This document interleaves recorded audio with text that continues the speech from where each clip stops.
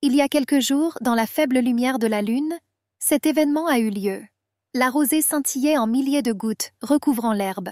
La fille s'est retrouvée sur le terrain contre sa volonté. L'anxiété grandissait en elle, comme si quelque chose était sur le point de se produire. Le silence de la nuit était interrompu par des coups sourds de métal résonnant dans l'air. Une silhouette encapuchonnée émergea de l'obscurité, émettant une énergie sombre. Son épée scintillait dans la semi-obscurité. Deux hommes en uniforme militaire préparés pour la bataille. Les soldats ont bloqué le chemin de l'ennemi en couvrant deux femmes.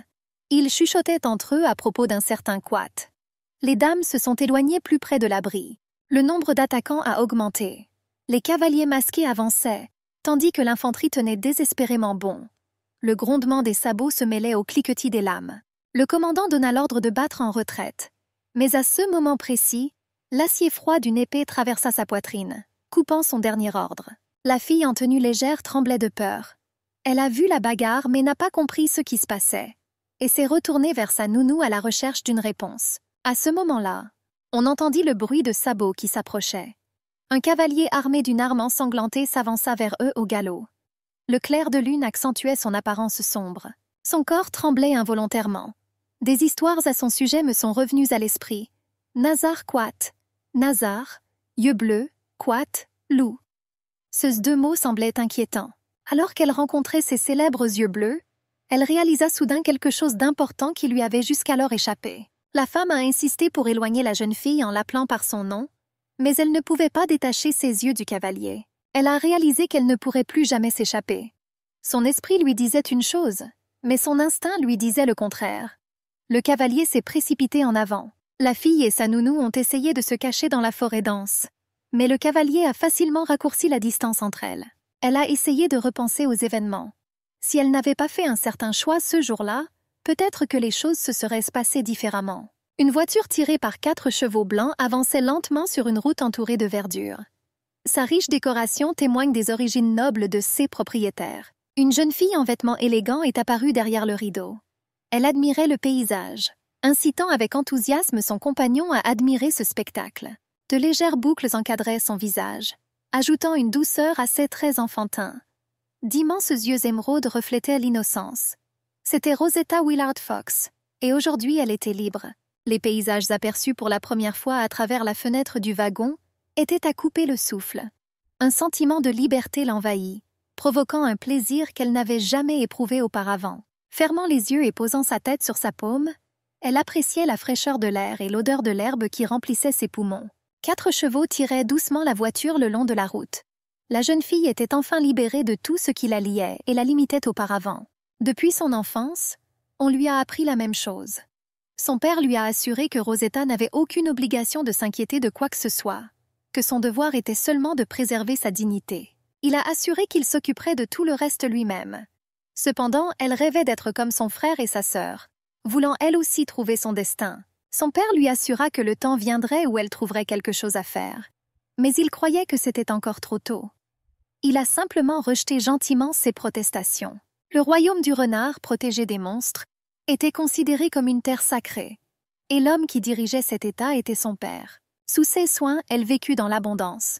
Le palais, les serviteurs, les meilleurs professeurs, les robes exquises et l'amour parental ont rempli sa vie. Mais tout cela n'était pas vraiment ce qu'elle souhaitait. Sa sœur aînée, ayant montré très tôt des talents en politique et en magie, devint l'héritière. Son frère, ayant réussi à l'escrime, devint à l'âge de 20 ans le chef de l'ordre de chevalerie. En voyant leur réalisation, elle aussi aspirait à quelque chose de plus. Cependant, son destin a tourné différemment. Pendant le thé, ses parents ont annoncé qu'elle allait épouser M. Issei. Elle tressaillit de surprise. Le roi, souriant mais avec de la tristesse dans les yeux, déclara qu'elle était en âge de se marier. À ce moment-là, une pensée lui traversa l'esprit. Si elle avait eu les talents de son frère et de sa sœur, peut-être qu'elle aurait eu un chemin différent. Quand ce voyage sera terminé, elle devra se marier.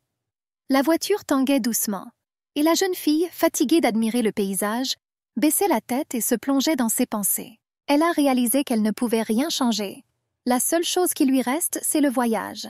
Elle voulait donc tout expérimenter pour ne pas avoir de regrets. La roue du chariot a soudainement sauté sur une pierre et le compagnon âgé de la jeune fille a été touché. Elle avait déjà du mal avec le voyage. La fille lui a suggéré de sortir pour prendre l'air. Elle se sentait malade et sa tête se fendait. À mesure qu'elle grandissait, ses voyages devenaient un fardeau pour elle. Il lui semblait que si elle attendait encore un peu, elle perdrait tout simplement connaissance. La princesse lui reprocha son insistance. Elle m'avait prévenu que le voyage serait difficile, mais la nounou elle-même a insisté pour l'accompagner. La femme a tenté de se justifier en expliquant que les changements d'itinéraire étaient inattendus et que le voyage était donc plus difficile pour elle que prévu. La jeune fille a dit qu'au début, leur chemin ne passait pas par la mer.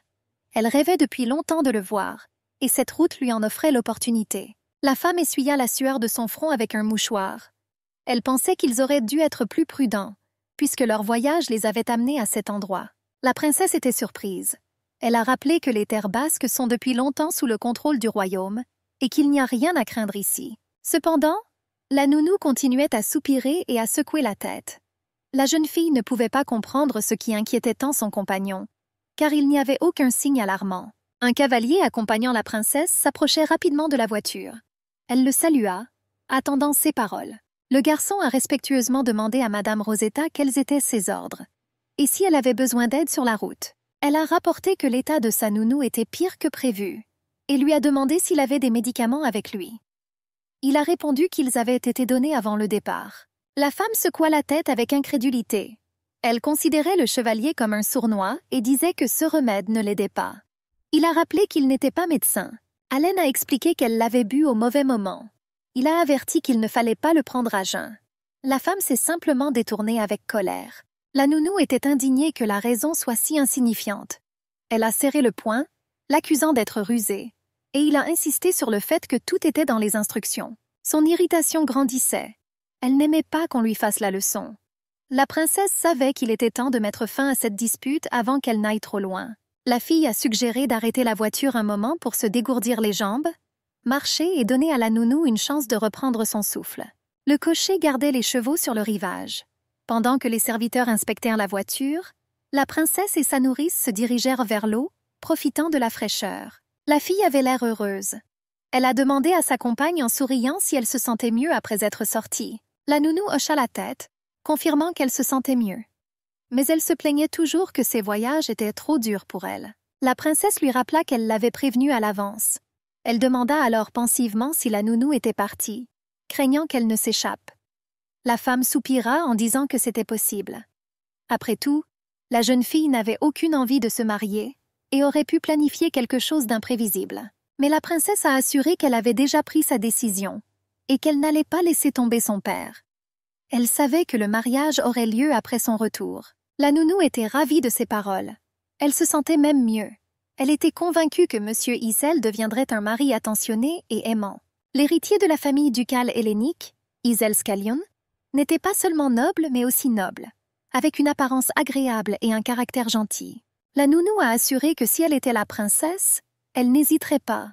Après tout, il aurait été difficile de trouver un meilleur époux pour elle. Il ne servait à rien de discuter avec elle. Puis la femme devint soudain triste. Elle ne comprenait pas pourquoi la fille avait besoin de ce voyage à ce moment-là. Mais la princesse savait qu'elle ne la comprendrait pas. Elle pensait qu'il était injuste que son frère et sa sœur soient autorisés à choisir leur propre chemin, alors qu'on ne lui assignait qu'un seul rôle, auquel elle ne pouvait s'opposer.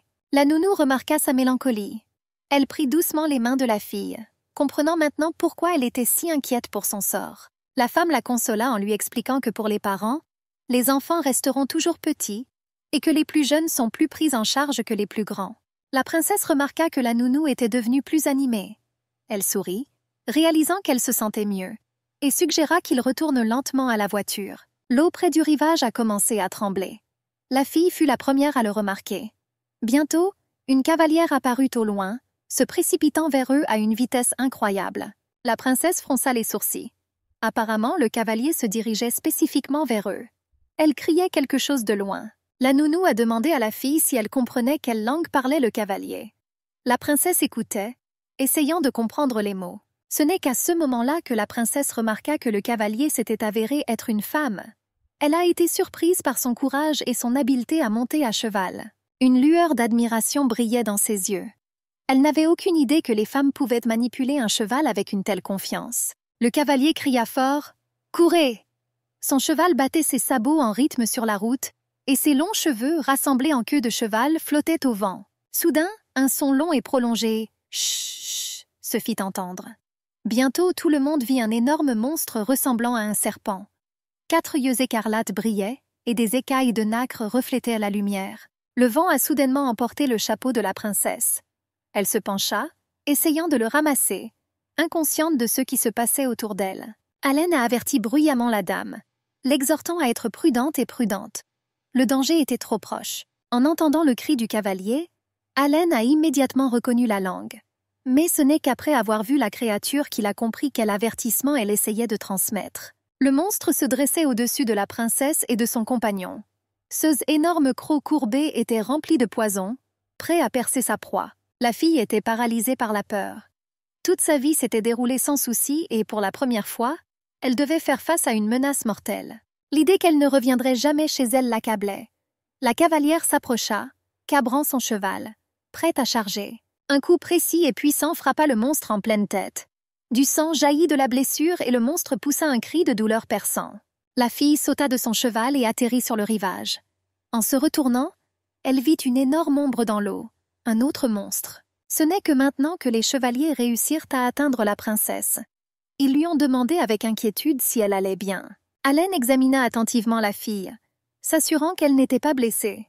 Il a compris à quel point la situation était grave. Cependant, quelque chose n'allait pas avec le cavalier.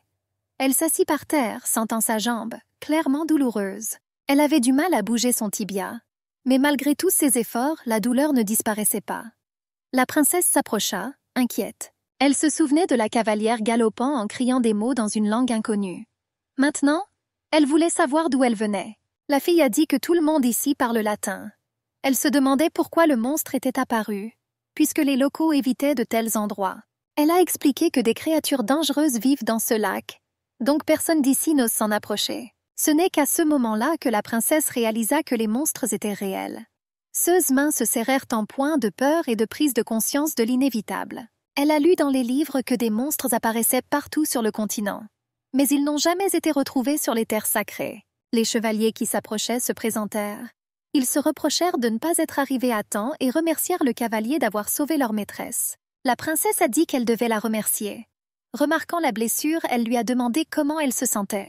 La fille a essayé de se lever, mais elle boitait visiblement. Elle pensait qu'elle s'était peut-être disloqué la cheville. Haleine a proposé d'examiner sa jambe, affirmant qu'il savait comment traiter ce genre de blessure. Le cavalier a accepté, à condition que cela ne lui cause aucun problème. Elle s'assit sur une chaise moelleuse du carrosse, permettant au chevalier de l'examiner. Haleine a soigneusement examiné la jambe blessée, concluant qu'il y avait probablement une petite fissure. La femme lui a demandé, incrédule, à quel point il était sûr de son diagnostic. Haleine lui assura avec un sourire qu'il en était complètement sûr. Après tout, si quelque chose arrivait à la dame, tout le monde serait confronté à une punition sévère. Mais Rosetta ne le laissa pas finir. Elle couvrit sa bouche avec sa main, lui rappelant l'accord. Pendant qu'ils voyageaient, personne ne devait savoir qu'elle était une princesse. Les dames étaient assises dans la voiture. Le chevalier roulait à leur côté. Le cavalier le remercia, incapable de trouver les mots pour exprimer sa gratitude. La princesse a insisté sur le fait qu'elle devait simplement aider, car c'était à cause d'eux que la fille avait été blessée. La brune remarqua qu'il était déjà tard et les invita à passer la nuit chez elle. La princesse remarqua qu'ils avaient déjà fait beaucoup pour elle, et demanda si une telle demande ne serait pas trop audacieuse. Mais on lui a dit que pour des invités venus de loin, c'était tout à fait acceptable. La fille a prévenu qu'il pourrait y avoir un peu de bruit la nuit. Si cela ne devient pas un problème pour eux, alors tout va bien. Il y avait une note de tristesse dans sa voix. La princesse a précisé exactement ce qui était censé se passer cette nuit-là. Il s'est avéré qu'une célébration de mariage devait avoir lieu ce soir-là. L'invité a expliqué que dans leur tribu, il est de coutume d'organiser des mariages la nuit. Elle s'est excusée de les avoir rencontrés si tard. Elle s'est présentée comme Rosie. Elle a ensuite avoué que son père était le chef de la tribu basque. Ces mots surprirent grandement Rosetta, car elle ne s'attendait pas à entendre une telle chose. Ces terres appartiennent depuis longtemps aux Adrènes. Au fil du temps, ils ont été divisés en différentes tribus, qui ont conservé leurs propres traditions. Au nord vivaient les Coates, à l'ouest les Croix et à l'est les Basques. Ces derniers prêtaient allégeance au royaume et étaient considérés comme les plus puissants. Rosetta a demandé à la nounou si la capitale était trop loin de ces endroits. Après tout, La route jusqu'ici était difficile. Rosie hocha simplement la tête en signe d'accord. Elle a expliqué qu'elle était partie sur le terrain en raison d'un mariage à venir. C'était une vieille tradition d'organiser la cérémonie en plein air. La jeune fille supposait que tout le monde dans le camp s'inquiétait désormais de sa disparition. Elle est sortie un court instant, mais elle a été retardée et s'est blessée à la jambe. La princesse s'est rendue compte qu'ils avaient causé la blessure de la mariée et cherchait maintenant un moyen de sortir de la situation. Rosie a soudainement admis qu'elle ne voulait pas vraiment se marier. Cette confession a surpris l'auditoire. Elle a ajouté que son fiancé avait 30 ans de plus qu'elle. C'est pourquoi elle a décidé de s'échapper en sautant sur un cheval. La jeune fille a déclaré que ce mariage avait été conclu pour renforcer la position de la tribu. Il fallait former le syndicat. Mais après la mort du chef des Croix, la décision fut prise à la hâte. Personne n'a même pris en compte son avis sur cette question. La princesse réfléchit. Un mariage non désiré les a rendus semblables. Elle sentait que leur destin avait quelque chose en commun. Rosie s'est excusée d'avoir autant parlé. Elle a invité Rosetta à lui parler un peu d'elle, si cela ne la dérangeait pas. La jeune fille a donné son vrai nom et a dit qu'elle se dirigeait vers la mer pour aider son père dans le commerce. La nounou frissonna en entendant cela. La brune a félicité sa nouvelle connaissance pour son dévouement envers sa famille.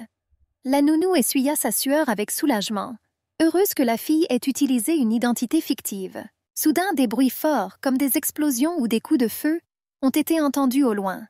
Tout le monde se figea, écoutant le bruit de la nuit. Un jeune homme est sorti en courant de la tente. La première chose qu'il remarqua fut Rosie, et son expression montra que son apparition avait été une surprise. Allen descendit et les dames sortirent de la voiture.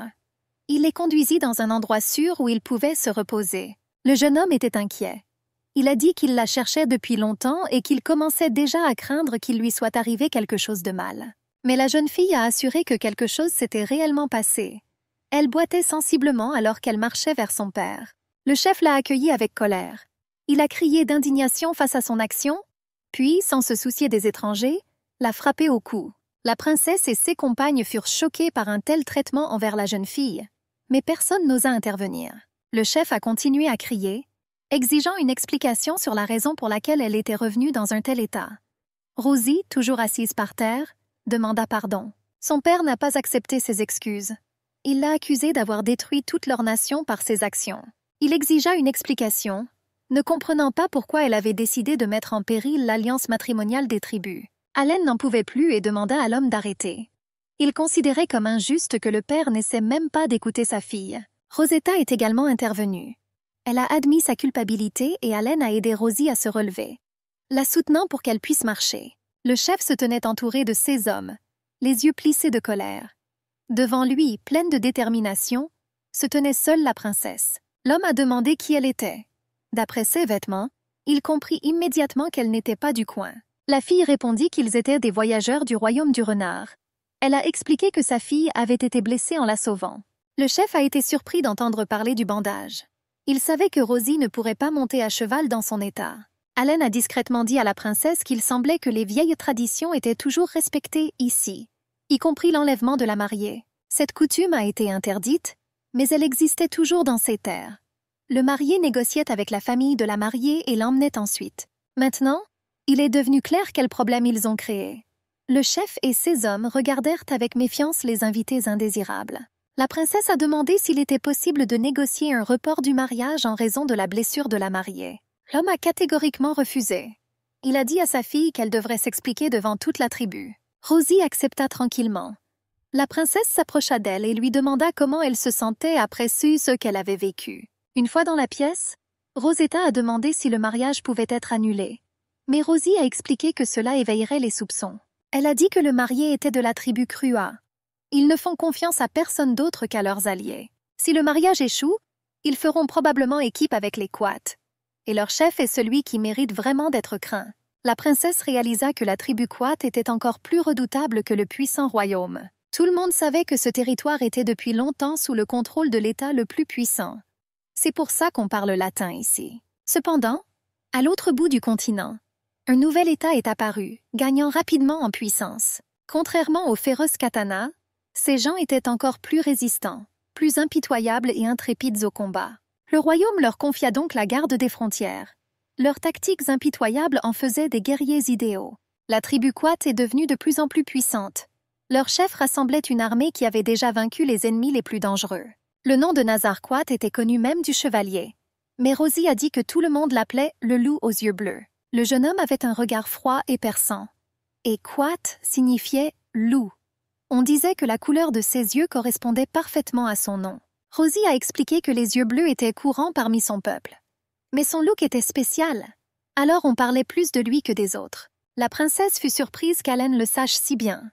Il confirma cela et dit que cet homme était plus féroce que n'importe quel monstre du lac. Au combat, il était impitoyable. Il n'épargnait aucun ennemi, ne laissait aucun prisonnier et son épée semblait ne jamais se fatiguer. Les gens disaient qu'il n'y avait ni pitié ni peur en lui, comme s'il ne savait pas ce qu'étaient les larmes ou le sang. Rosie était au courant. C'est pourquoi ils ont décidé de se marier dans la tribu Krua. Sans alliance, ils auraient pu se retrouver isolés. De nombreuses tribus ont déjà rejoint Quat. Rosetta s'est rendu compte que la situation était difficile et a essayé de trouver un moyen d'en sortir. Soudain, une idée lui vint. Et si, au lieu de la vraie mariée, vous envoyiez un sosie en robe de mariée? Elle espérait que l'obscurité l'aiderait. Il est difficile de distinguer les traits du visage sous le voile. La nounou fut surprise par cette proposition. Rosie a convenu que c'était possible. La princesse était heureuse d'avoir trouvé une solution qui pouvait les sauver. Lorsque la célébration commence, les mariés se rendent dans les chambres nuptiales. C'est à ce moment-là que la substitution peut être effectuée. Mais Rosetta s'inquiétait de ce qui allait se passer lors de leur nuit de noces. Après tout, la vraie mariée avait une blessure à la jambe. Allen croyait que si le marié était ivre, il n'y aurait pas de problème. Les dames ne comprenèrent pas de quoi il parlait. Il expliqua que si le chef buvait trop, il n'aurait plus de temps à consacrer à sa fiancée. La nounou le pinça douloureusement dans le dos. La femme reprocha au chevalier que de telles choses ne pouvaient pas être discutées devant la princesse. De plus, l'alcool ne pouvait que lui donner plus de force. Il n'y avait qu'une seule solution. Utiliser un double. Rosie était d'accord. Allen avait l'air perplexe et confus. La princesse prétendit qu'il leur restait très peu de temps. Nous devons trouver d'urgence une fille convenable. De la tente est venu le cri « Ne convient pas ». Les femmes sont sorties l'une après l'autre. L'un était trop gros, l'autre était trop vieux. Trouver un sosie s'est avéré beaucoup plus difficile que prévu. La blonde suggéra de continuer la recherche parmi d'autres femmes. Mais le choix était limité. Après tout, la princesse n'a emmené avec elle au camp que ses servantes. Il n'y avait pas d'autres options. Soudain, les dames ont commencé à échanger des regards et à chuchoter. Rosetta ne comprenait pas pourquoi tout le monde la regardait. Rosie a demandé à la fille de devenir son double. La nounou de la princesse s'y opposa catégoriquement, serrant les poings d'excitation. Rosetta était déjà habillée de sa robe de mariée. Elle a dit que rien ne pouvait être changé, que tout avait déjà été décidé. La nounou était inquiète car la princesse ne montait pas bien et pouvait tomber. Elle m'a assuré que rien n'arriverait. La femme a supplié la dame de changer d'avis. Elle ne voulait pas qu'elle soit impliquée dans l'enlèvement de la mariée. La jeune fille a expliqué qu'il ne s'agissait pas d'un enlèvement, mais qu'il s'agissait d'une tradition. Elle n'y voyait rien de dangereux. La femme lui a demandé de réfléchir à ce qui arriverait si le royaume découvrait cela. La princesse était sûre que personne ne le découvrirait. La nounou ne le dira pas, mais Allen lui-même est intéressé par leur succès. La fille a demandé de garder le secret. Mais la femme a continué à persuader la dame de changer d'avis. Rosie entra dans la tente et fut ravie. Elle a dit que la robe allait très bien à la princesse.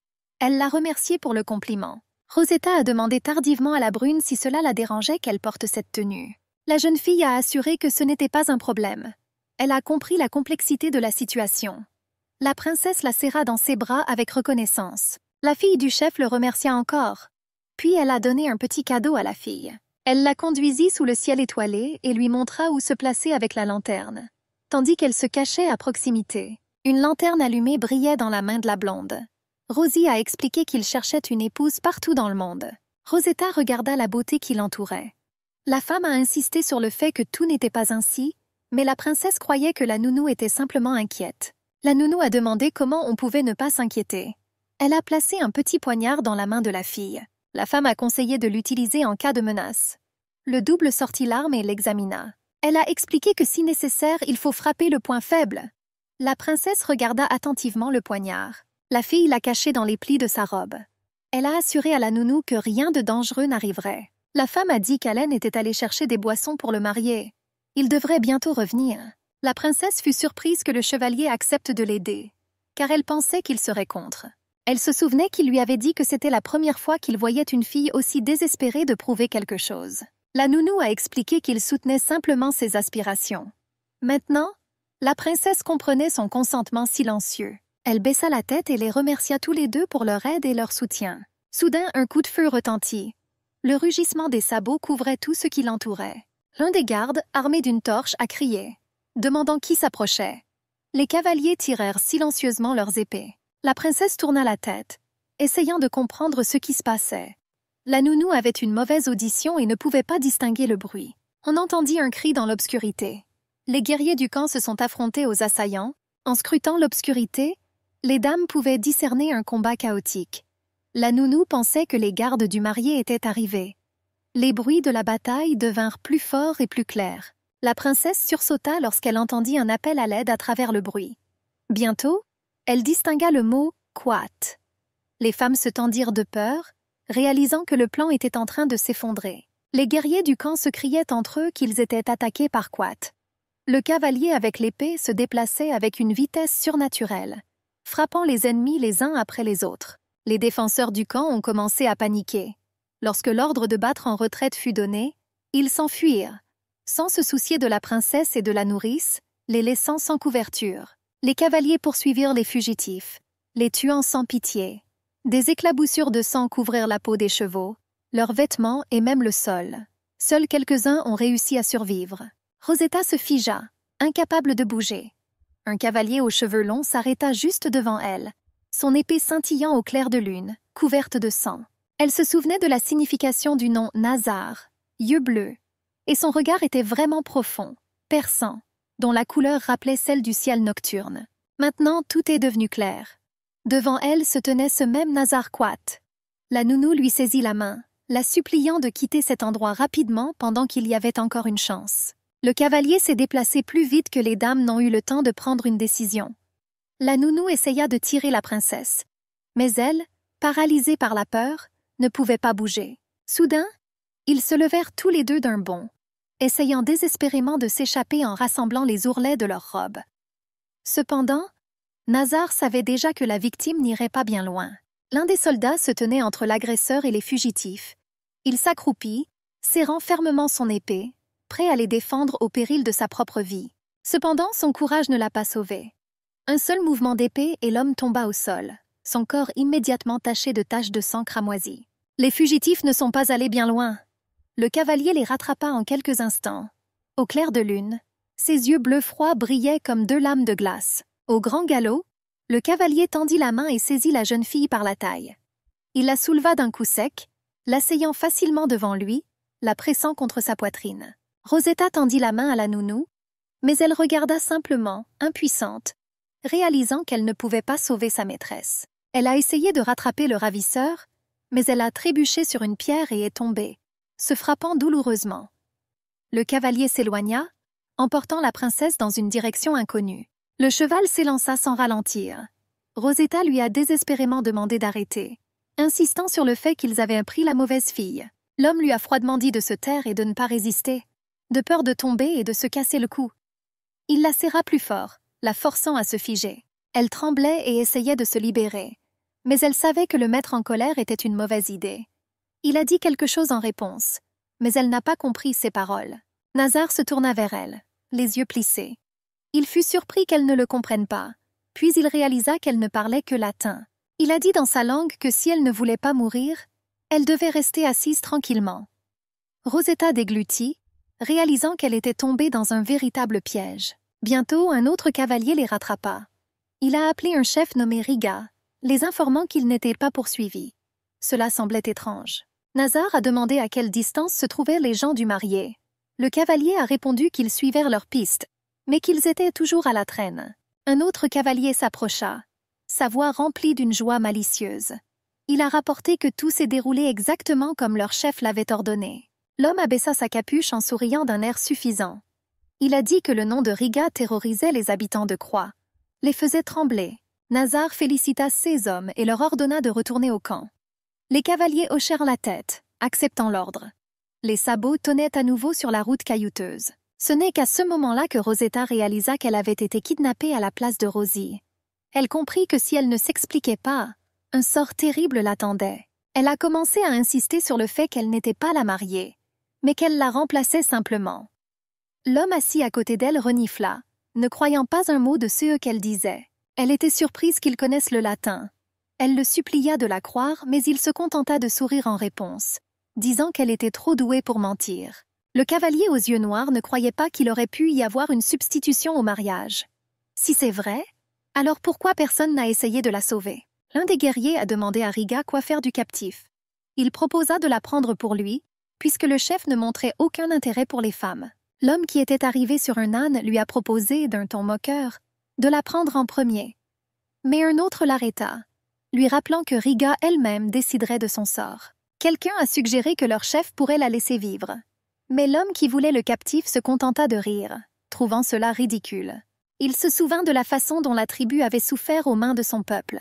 La loi des Quats est claire. Île pour œil, dent pour dent. Ils paient dans la même monnaie. Les guerriers commencèrent à se mettre d'accord, en discutant entre eux. Rosetta ne comprenait pas les mots, mais elle ressentait de l'hostilité. Soudain, Nazar aboya, exigeant le silence. Il a déclaré que la jeune fille deviendrait sa femme. Il y eut un murmure parmi les guerriers. Personne ne pouvait croire que leur chef était sérieux. L'un des hommes osa lui rappeler qu'elle était la fille d'un chef basque. Cette décision semblait folle. Il se souvenait de toute la souffrance que son peuple lui avait causée. Mais avant qu'il ait pu finir de parler, Nazar pointa la lame sur sa gorge. D'une voix froide, il demanda qui lui donnait le droit de contredire. Le guerrier se tut immédiatement, réalisant qu'il allait devoir payer pour son insolence. Nazar a rappelé que derrière les Basques, il y a le royaume de Lisa. Ce mariage pourrait être leur chance de gagner. Il regarda lentement ces hommes, tenant la fille plus près. Il a demandé si quelqu'un avait des objections. L'un des guerriers recula en marmonnant des excuses. Personne ne voulait contredire le leader. Ce n'est qu'à ce moment-là que Rosetta réalisa ce qui se passait. Elle s'est rebellée, refusant d'accepter leur décision. Nazar lui demanda froidement si elle avait épousé le marié à qui il l'avait volé de son plein gré. La fille s'est figée. Ce jour-là, Isel lui a demandé de se marier. Il voulait lui donner le choix.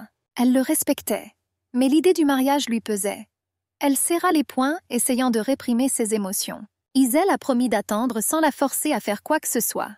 Mais maintenant, elle n'avait plus le choix. Ils galopèrent jusqu'à ce que Nazar ordonne l'arrêt. Leur peuple avait besoin de repos. Nazar aida la jeune fille à descendre de son cheval, mais vit qu'elle ne se dirigeait pas vers le camp. Saisissant rapidement son poignet, il lui demanda où elle allait. Il y avait un air suppliant dans ses yeux. Elle lui a doucement demandé s'il pouvait simplement la laisser partir. Elle a dit qu'elle ne pouvait pas monter à cheval, ce qui signifiait qu'elle ne pourrait de toute façon pas s'échapper. Nazar plissa les yeux d'un air moqueur. Il savait que vivre parmi les gens du royaume pouvait changer une personne, mais il ne pensait pas que cela irait aussi loin. Le vent jouait avec les mèches de ses cheveux. Nazar se rappela que la fille du leader basque était censée être brune, mais cette fille avait les cheveux couleur d'or ensoleillé. Rosetta croisa son regard et hocha lentement la tête, approuvant ses paroles. Elle voulait s'expliquer, mais une voix les interrompit. L'assistant a signalé que tout était prêt. Nazar se retourna et leur ordonna de partir. Le clair de lune inondait la clairière, projetant de longues ombres. La princesse ne comprenait pas ce qui se passait et où il l'emmenait. Elle recula, effrayée, en secouant brusquement la tête. Elle a crié qu'elle ne voulait pas partir, mais elle a été brutalement poussée en avant, la forçant à continuer. Elle a essayé de se libérer, implorant sa liberté. Les guerriers riaient, expliquant que la mariée s'était révélée trop obstinée. Cela ne fera que rendre la soirée plus intéressante. Elle tremblait. La prise de conscience que l'évasion était impossible s'imposait avec une force renouvelée. Elle ne savait pas quoi faire, à part prier pour que tout cela ne soit qu'un rêve. Soudain, quelque chose a doucement cliqueté sur le sol. Son poignard tomba des plis de sa robe. Dans l'obscurité, Nazar ôta sa chemise, étirant ses épaules. Il a tranquillement attaché ses cheveux avec un ruban bleu. La fille lui a crié de partir, mais il s'est contenté de rire en disant qu'elle parlait trop. Toute sa silhouette tremblait. Sa voix se brisa alors qu'elle le suppliait de ne pas la toucher. Elle a promis de satisfaire toutes ses demandes, juste pour qu'il ne s'approche pas. Il s'avança lentement, saisissant son poignet brutalement. Elle poussa un cri perçant, essayant de se libérer, et hurla qu'elle ne voulait pas ça. Il la poussa brusquement et elle tomba sur le dos. Paniquée, la princesse riposta en l'appelant sauvage, mais il ne bougea même pas. Nazar se tenait au-dessus d'elle, ses longs cheveux tombant sur son visage. Il rigola et suggéra qu'il crie plus fort pour que tout le monde à l'extérieur puisse les entendre. Elle le regarda avec une horreur totale. Puis il se pencha plus près, lui murmurant que si elle voulait partir, elle devrait faire ce qu'il lui disait. Même après avoir hoché la tête, elle ne croyait pas qu'il la laisserait réellement partir.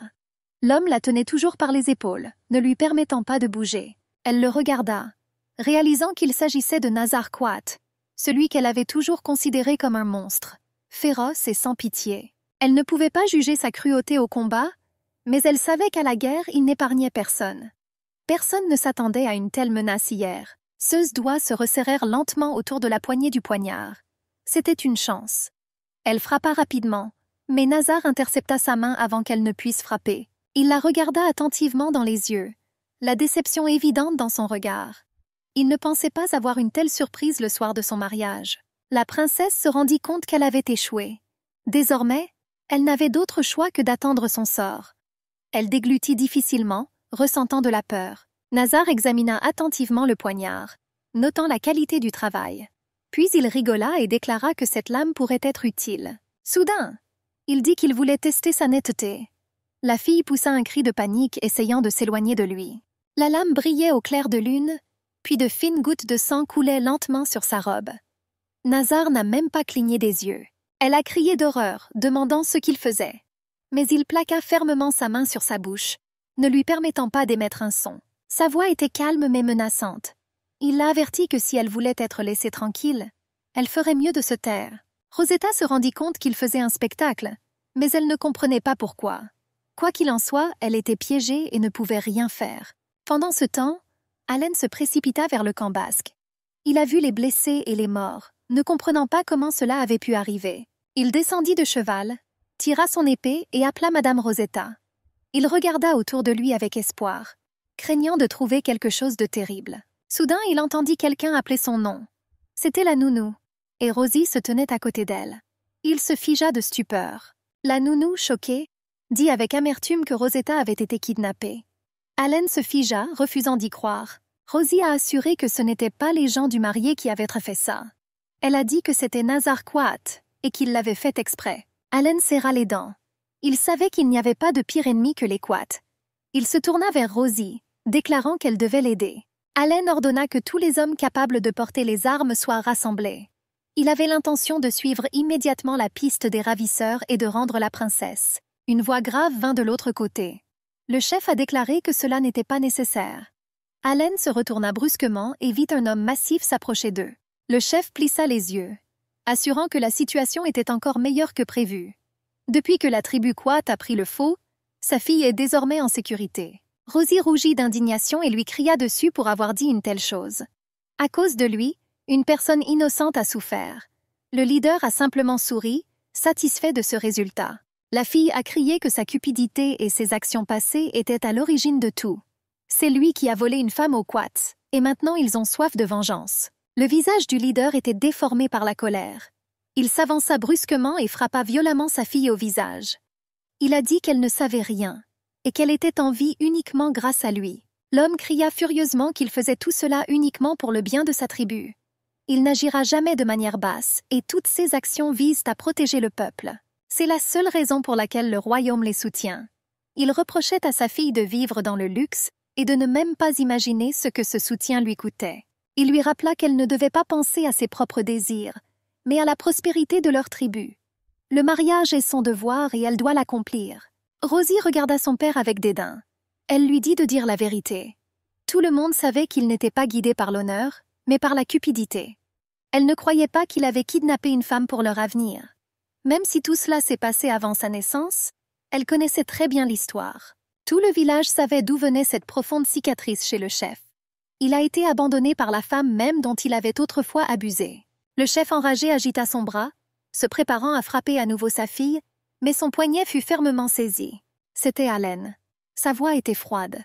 Il a déclaré qu'il n'était pas intéressé par leurs drames familiaux. Mais une chose était claire. Le leader n'allait pas les aider. Allen siffla bruyamment et son fidèle cheval courut vers lui. Il était déterminé à sauver la princesse, avec ou sans leur aide. Il jeta facilement sa jambe dans l'étrier et sella habilement le cheval. Avant de partir, il a assuré à la nounou qu'elle n'avait aucune raison de s'inquiéter. Allen a rappelé qu'il était un chevalier du royaume et qu'il était obligé de rendre la princesse à tout prix. C'est son devoir, auquel il ne renoncera pas. Le chef leva la tête avec surprise lorsqu'il entendit le mot « princesse ». Il demanda à nouveau, le visage déformé par l'incrédulité. Son regard tomba sur l'épée du chevalier. Il a reconnu ses motifs dorés. Ils n'étaient utilisés qu'à un seul endroit, dans le royaume sacré de Fox. Fox était une terre gouvernée par les descendants du céleste Elaim. Cet endroit était sous protection divine et les monstres ne pouvaient pas y entrer. Le chef s'est rendu compte que ces symboles représentaient la lignée de la famille royale. Il n'y avait que 3 héritiers à Fox, un prince et 2 princesses. Une terrible supposition lui traversa l'esprit. Se pourrait-il que cette fille soit l'une d'entre eux? Cette pensée le frappa comme un coup de tonnerre. Allen confirma calmement ses craintes. Rosetta Willard Fox était la princesse de Fox, ce qui signifie que son enlèvement pourrait avoir de graves conséquences. Le chef jura doucement. Sa mâchoire se serra. Si quelque chose arrive à la princesse, leur tribu sera condamnée.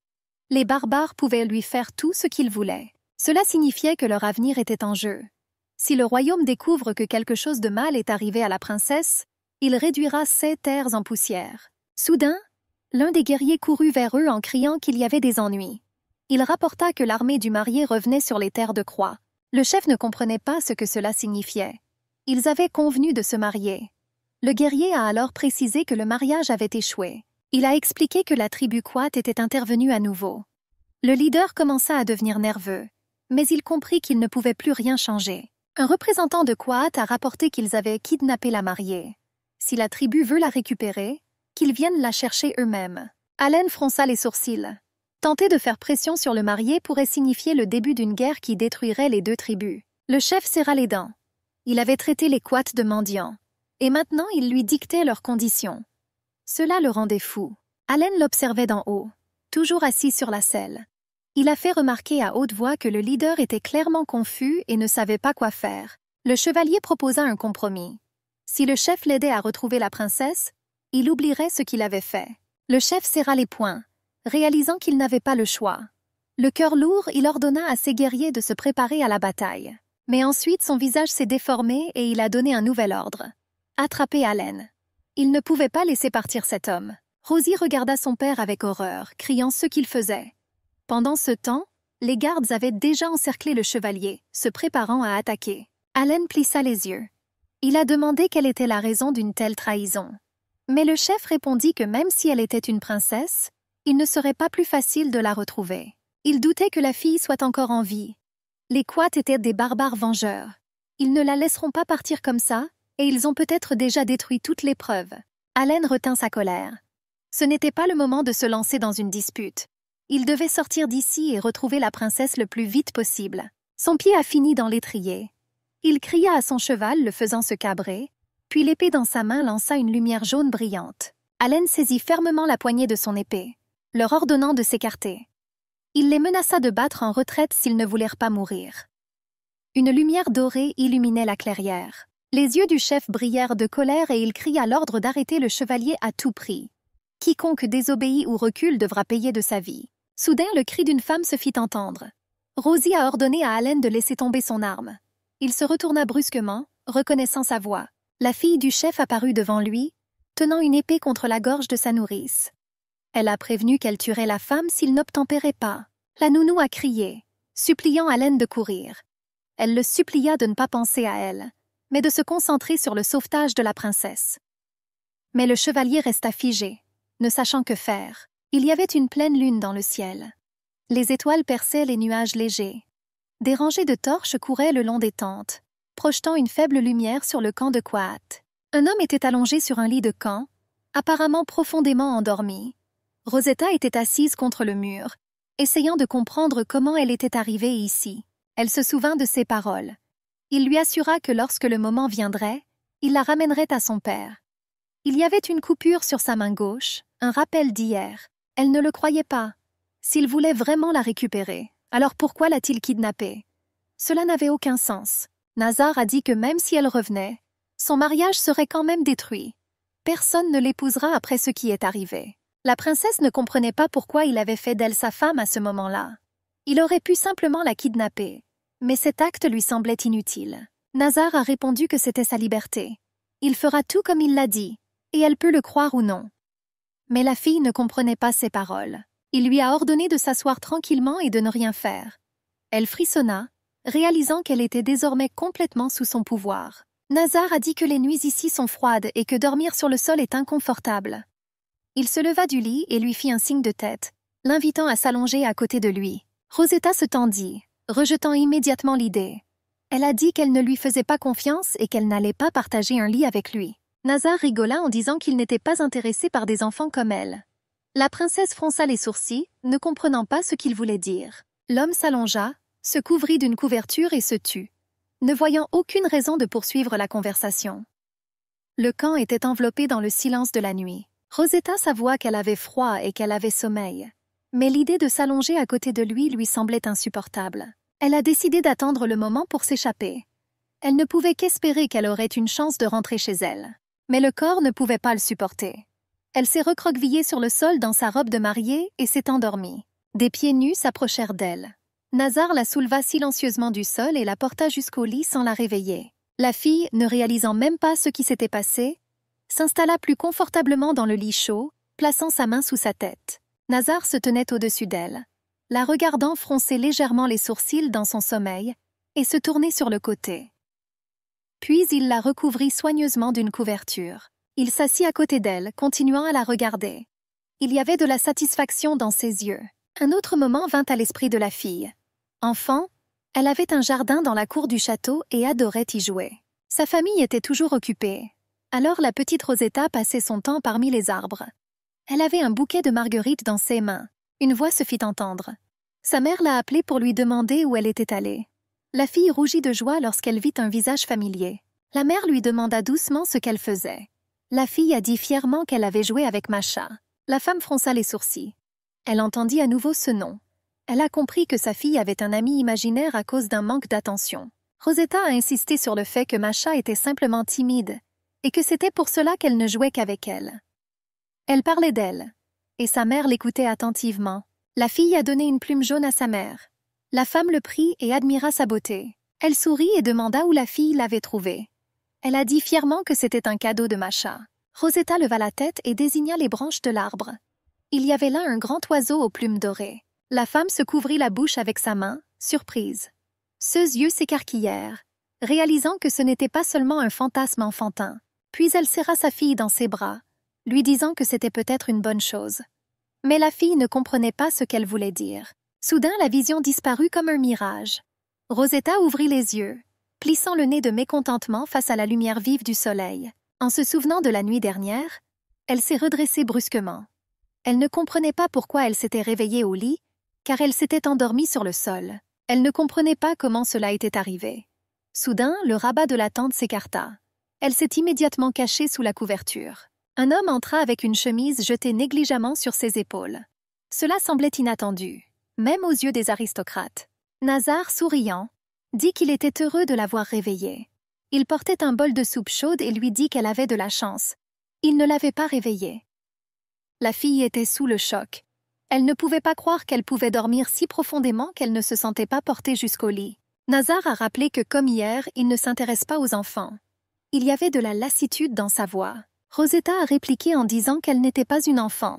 Elle était censée avoir sa cérémonie de passage à l'âge adulte cette année. Nazar lui rappela que la nuit, elle ressemblait à un enfant tremblant dans un coin. La fille s'est rendue compte qu'il avait vu sa peur. Il posa une assiette devant elle, lui offrant quelque chose à manger. La princesse regarda la couleur inhabituelle du plat avec méfiance. Elle doutait de son goût et craignait que la nourriture soit avariée. Elle a dit qu'elle n'avait pas faim et a refusé de manger. Nazar haussa les épaules, répondant que c'était son travail de suggérer. Si elle veut mourir de faim, il n'interviendra pas. Avant de partir, il lui a demandé si elle pouvait passer toute la journée sans manger. Sans attendre de réponse, il se retourna et s'éloigna, la laissant seule. Dès que Riga quitta la tente, un de ses hommes se précipita vers lui. Il s'inclina modestement et annonça qu'il avait apporté ce qu'on lui avait demandé. Il tenait dans ses mains une robe de femme. Il a admis, penaud, qu'il ne trouvait que des vêtements d'occasion dans le village. Il n'y avait pas de nouvelle robe, mais celle-ci, dit-il, lui allait. Le chef examina silencieusement le tissu, le tapota, enlevant la poussière. Il hocha ensuite la tête, remerciant le serviteur, disant qu'il avait fait un excellent travail. Riga est retourné à la tente. Il jeta un coup d'œil à la fille, puis à l'assiette vide à côté de lui. Elle a été léchée jusqu'à briller. Il gloussa, réalisant qu'elle aimait la nourriture. La princesse a admis, penaud, qu'elle venait juste d'essayer mais qu'elle ne pouvait pas s'arrêter. Maintenant, elle se sentait gênée par son avidité insatiable. L'homme, satisfait, jeta habilement la robe sur le lit. La fille plissa les yeux avec méfiance, demandant ce que c'était. Il a répondu qu'il était temps pour elle de changer de tenue. Rosetta ramassa la robe et l'évalua. Il s'est avéré que c'était plutôt mignon et le corset avait un laçage dans le dos. Elle passa ses doigts dessus. Il s'est avéré que ce barbare prenait soin à la fois de sa nourriture et de ses vêtements. Elle le regarda avec méfiance, ne comprenant pas pourquoi il se souciait autant d'elle. L'homme se dirigea vers la sortie, jetant quelque chose par-dessus son épaule pour qu'elle ne traîne pas. Une fois qu'elle aura changé, ils continueront leur chemin. Rosetta serrait l'ourlet de sa robe. S'ils repartent, il sera plus difficile pour Allen de la retrouver. La prise de conscience la frappa et les larmes lui montèrent aux yeux. Ses épaules tremblaient. Elle sentait que l'espoir de salut s'amenuisait. Un frisson parcourut mon corps et une boule se forma dans ma gorge. Elle a appelé l'homme, le suppliant d'attendre. Sa voix tremblait tandis qu'elle marmonnait qu'elle avait les cheveux épais et qu'il pouvait s'en mêler. Riga plissa les yeux, ne comprenant pas où elle voulait en venir. La jeune fille a expliqué qu'elle avait peur d'abîmer ses cheveux si elle changeait elle-même de vêtements. L'homme n'a pas immédiatement compris son allusion. Alors la princesse soupira et lui demanda directement de lui tresser les cheveux. Il agita paresseusement la main, lui faisant signe de s'approcher. Il m'a ordonné de lui tourner le dos. La fille pinça les lèvres d'irritation, se sentant comme un chien dressé. Hier, elle était son épouse otage, et maintenant elle ressemblait à un animal de compagnie. Cependant, elle se retourna quand même, retenant son ressentiment. Elle se rappela que ce n'était pas le moment de montrer sa fierté. Dans sa position, mieux vaut ne pas provoquer le barbare. L'homme passa ses doigts avec assurance dans ses mèches dorées. La princesse s'attendait à ce que ses mains, habituées à tenir une épée, soient rugueuses, mais il a agi avec précaution. Il a bientôt fini. Il attacha soigneusement sa tresse avec un ruban violet et dit avec satisfaction. « C'est fait !» Rosetta a reconnu le ruban. Hier, elle était dans ses cheveux. L'homme a demandé si c'était serré. La fille secoua la tête et le remercia. Riga a demandé à lui rendre la cassette. La princesse serra les poings, répondant avec un pincement de colère qu'elle l'aurait rendu même sans qu'on le lui rappelle. Qu'il ne pense pas qu'elle va voler. L'homme a semblé triste pendant un moment. Il a dit doucement que c'était le ruban de sa mère. La fille grimaça et marmonna des excuses gênées, mais Riga n'a pas écouté. Il se tourna vers la sortie et lui ordonna de sortir dès qu'elle aurait changé de vêtements. Puis, sans attendre de réponse, il partit. Bientôt, Rosetta est sortie dans une nouvelle tenue. Les hommes la saluèrent en l'appelant Regina. Quelqu'un lui cria joyeusement de monter sur son cheval. La fille cligna des yeux, ne comprenant pas ce que signifiait Regina. À ce moment-là, l'un des guerriers a plié le linge de lit, disant qu'il fallait l'emporter. Elle a compris pourquoi Riga s'était blessée. C'était une ruse, une tromperie des serviteurs pour prouver que la nuit de noces avait eu lieu. L'homme sauta agilement en selle. La fille le regardait, se demandant pourquoi ce guerrier était si protecteur envers elle s'il n'était pas obligé de l'être. Riga lui tendit la main, l'invitant à s'asseoir. Il a dit qu'il était temps de partir. Leurs regards se croisèrent avant qu'elle ne place sa main dans la sienne. Maintenant, elle était assise sur la selle devant lui. Il leur a dit de bien s'accrocher, les avertissant qu'ils iraient plus vite cette fois-ci. Le chef cria un ordre et les cavaliers éperonnèrent leurs chevaux. Des dizaines de sabots tonnaient, brisant le silence de la forêt. Couloir sombre. La femme soupira lourdement, réalisant que tout cela était arrivé à cause d'elle. Elle s'en est voulu et a réprimandé Allen pour ne pas s'être enfuie. Elle murmura qu'elle était désolée que le vieil homme les ait saisis. Mais le gars a répondu que ce n'était pas de sa faute, qu'il était lui-même trop négligent. Allen a admis que même s'il la quittait, il aurait du mal à trouver son chemin sans l'aide de la tribu. La nounou soupira, réalisant son erreur. Elle a fait confiance aux mauvaises personnes. La fille qu'ils ont aidée les a trahis. Ils étaient assis sur la paille dans le cachot. La femme a dit que la princesse avait sauvé la fille et elle a menacé de la tuer. Allen serra les dents avec colère. Il a juré qu'il ne pardonnerait jamais une telle trahison. Soudain, le plancher a craqué. Quelqu'un s'est faufilé. Les deux prisonniers se pressèrent contre les barreaux, scrutant l'obscurité. Bientôt, Rosie émergea de l'ombre. Allen saisit les barreaux avec stupéfaction, exigeant de savoir pourquoi elle était là. La fille lui a demandé de parler plus doucement. Elle a dit que son père ne sait pas qu'elle est ici.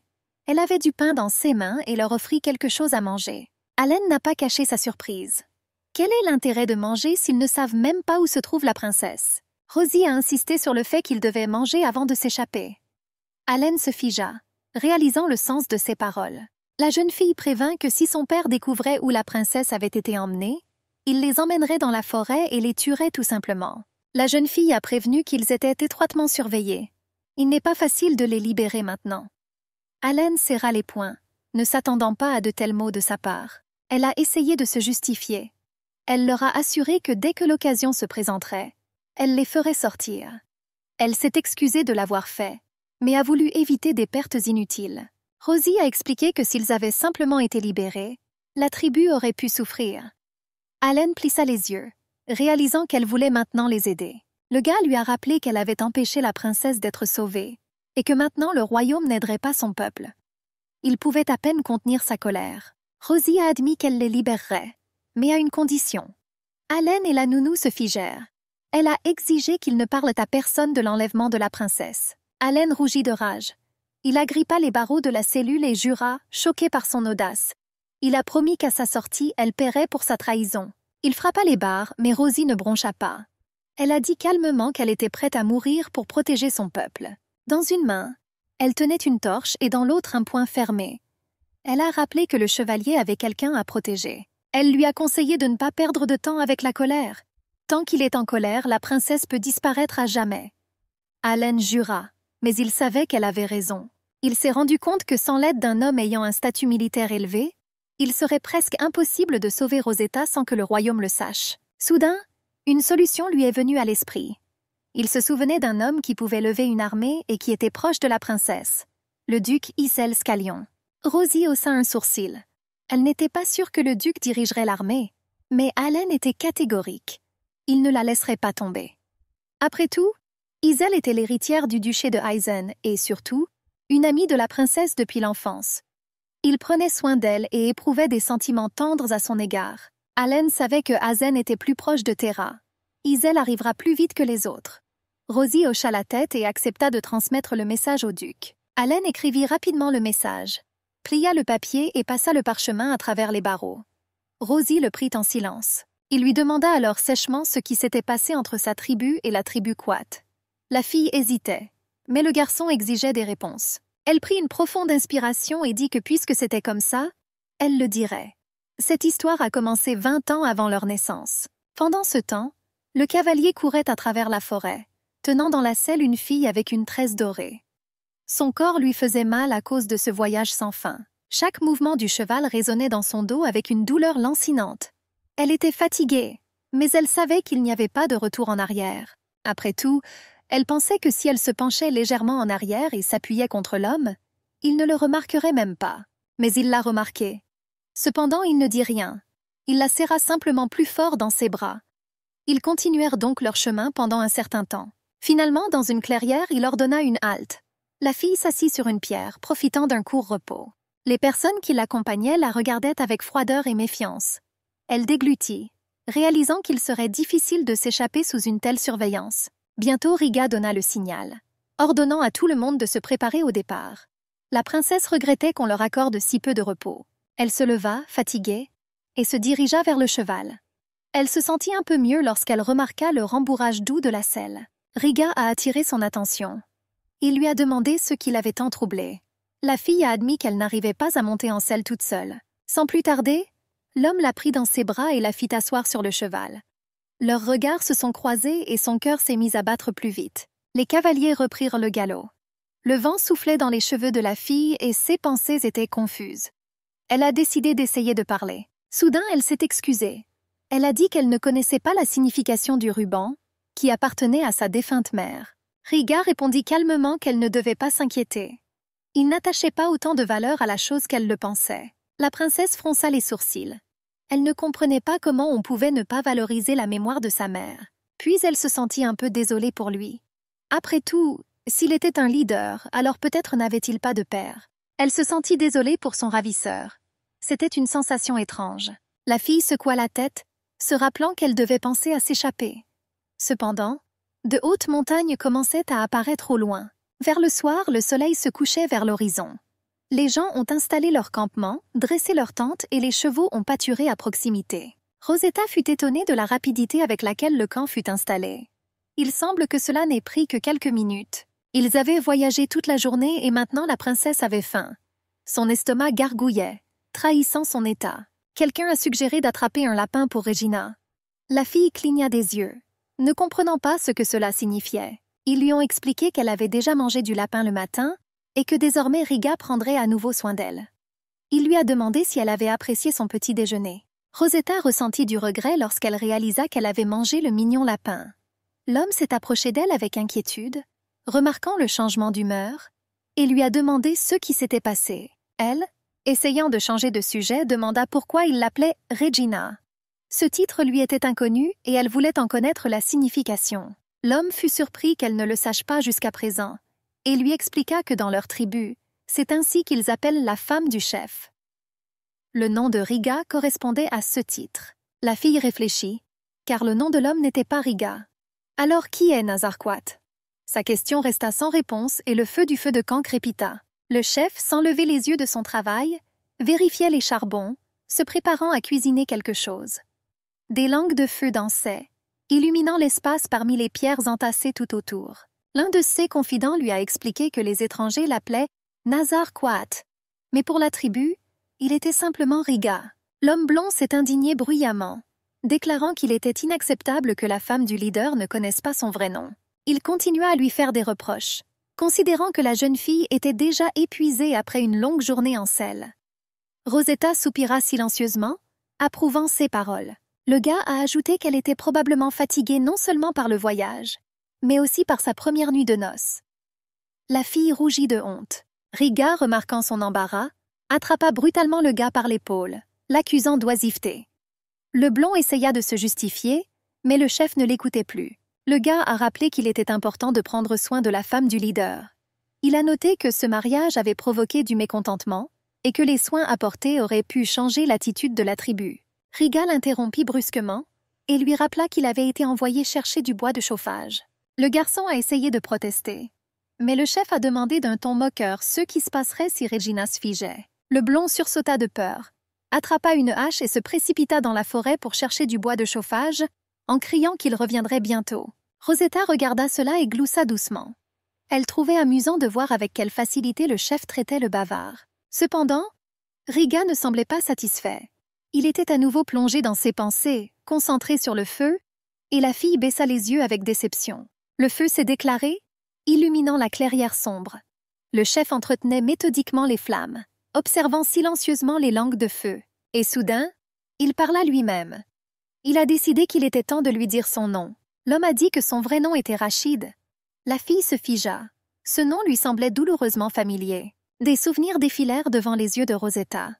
Il y a quelques années, une petite réception a eu lieu au palais du roi. Parmi les invités, un musicien ambulant venu des Ardennes apparaît. La brune aux yeux jaunes attirait l'attention. Dans la salle, un musicien de la cour était assis au piano. Et à côté de la harpe se trouvait une chaise vide, attendant l'interprète. Les gens se demandaient qui il louerait, la première princesse ou le prince. Cependant, le musicien a choisi une voix différente. Il a annoncé qu'il interpréterait une chanson dédiée à la princesse Rosetta. Ses doigts touchaient les cordes de la harpe. La mélodie remplissait la salle. Les invités restèrent silencieux, enchantés par la beauté des sons. Après les premiers accords, tous les regards se sont tournés vers Rosetta, qui s'est retrouvée au centre de l'attention. Elle ne s'y attendait pas, mais bientôt elle était complètement immergée dans la musique. La chanson louait sa noblesse et sa beauté. Les invités l'ont applaudie et l'ont couverte de compliments. Le roi posa cependant une question. Pourquoi la composition s'appelait-elle « Lumière de Rachid » ? Le musicien s'inclina respectueusement et expliqua. Le nom de la princesse dans la langue des Ardennes sonne comme Rachid. Rosetta réalisa alors que son ravisseur portait le même nom qu'elle. Le chef s'est levé, s'est étiré et a demandé si son nom était vraiment Rosie. La fille frissonna légèrement, mais hocha la tête. Il lui assura qu'à partir de maintenant, son peuple ne la traiterait plus comme il l'avait fait hier. Ils devaient l'accepter comme épouse de leur chef. Rosetta essaya de ne pas croire les paroles du sauvage, se persuadant qu'elle ne devait pas céder. Mais elle a répondu qu'elle se comporterait calmement pour ne pas éveiller les soupçons. Elle se demandait si elle devait exprimer sa gratitude pour la nourriture et se présenter. Cependant, L'homme a assuré que la tribu Quat a ses propres coutumes, différentes de celles des autres peuples. Tant qu'elle restait sa femme, sa vie n'était pas en danger. Mais si elle fait une erreur, ses compatriotes peuvent la déchirer comme une meute d'animaux prédateurs. La jeune fille devint froide à cette pensée. Ses mains se resserrèrent sur le tissu de sa robe, et la peur commença à monter dans sa poitrine. Elle ne pouvait pas croire que ce cauchemar était devenu réalité. Le chef lui a dit de ne pas s'inquiéter et de rester où elle était. Il a ensuite promis de la rendre à sa famille. Rosetta ne savait pas si elle pouvait croire ses paroles ou si c'était juste une tromperie. L'idée de revenir l'effrayait. Elle n'avait désormais plus aucune valeur en tant qu'épouse, ce qui signifiait qu'elle ne pourrait pas vivre en paix, même à la maison. Tout a changé pour toujours. Il était facile de raisonner sans connaître toutes les circonstances. Ils ont kidnappé la mauvaise fille, mais cela n'a pas changé le fait qu'elle-même a participé à cette aventure. Elle regarda le chef dans les yeux et lui dit avec défi que lui et son peuple paieraient cher pour tout ce qu'ils avaient fait. Elle a juré qu'on ne leur pardonnerait jamais cela. Soudain, il y eut des cris. L'un des hommes est sorti de la forêt en courant, haletant, et il n'avait aucune arme dans les mains. Il a crié que des monstres étaient apparus à proximité. Le chef est devenu méfiant.